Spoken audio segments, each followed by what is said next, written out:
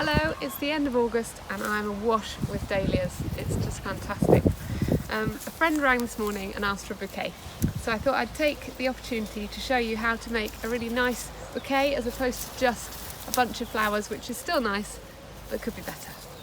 So I hope you would agree that this overall impression is just fantastic. And I want to show you how I got there. So I'll just pop them down. Now, I could have just done a bunch of dahlias, and just to give you an idea, I'll pop those like this and see what you make of it. Looking good, all nice, but, oops, a bit clunky, a bit flat. So, the thing you want to do is to have a variety of textures, heights, and ideally something that makes it kind of move and seem airy, makes it dance a bit. I know that sounds a bit poncy, but it really does make a difference. So I'm going to take these same flowers, brilliant giant white dahlia we've got here, and this is my complete favourite dancing grass, which is called panicum sparkling fountain. You grow it from seed every year. I think it's a half hardy annual. Anyway, as I go, I'm going to pop that in at a slight angle. And then another dahlia, and at this point I've got a little bit of red valerian, so in it goes. If you strip the leaves as you go, it helps it to last longer in water because it doesn't rot.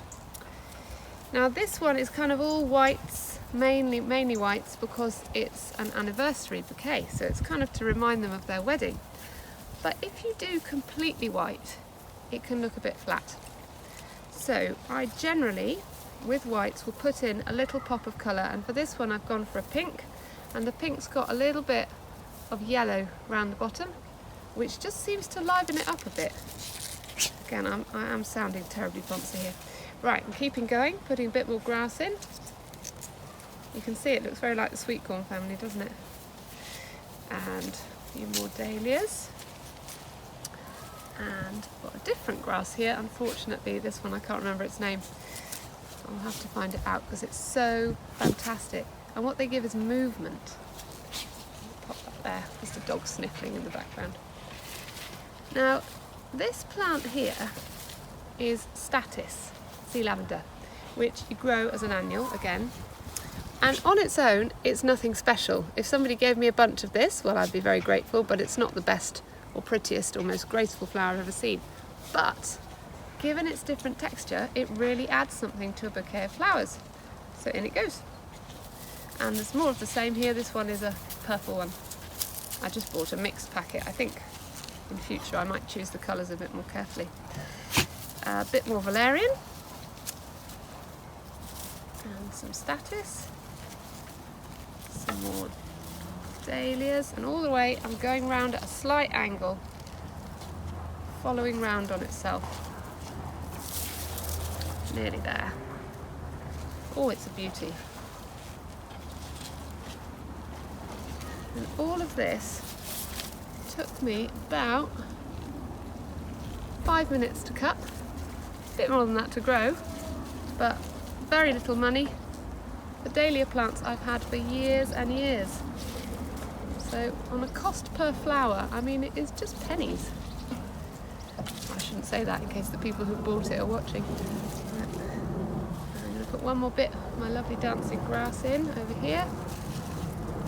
Try to go with uneven numbers, so I've got 3 of the big grasses in there. For some reason, it just looks better. And then this really big one here, it's a bit shorter stem, I'm going to put it right at the front. And I'm actually going to nip off this bud because it's wonky. I might stick it in at the back. There we have the most beautiful bouquet. So the key is to put loads of different textures, not too many different colours, maybe shades or variations on a theme, and plenty of green and plenty of air. And you will end up with something that you can be really proud of.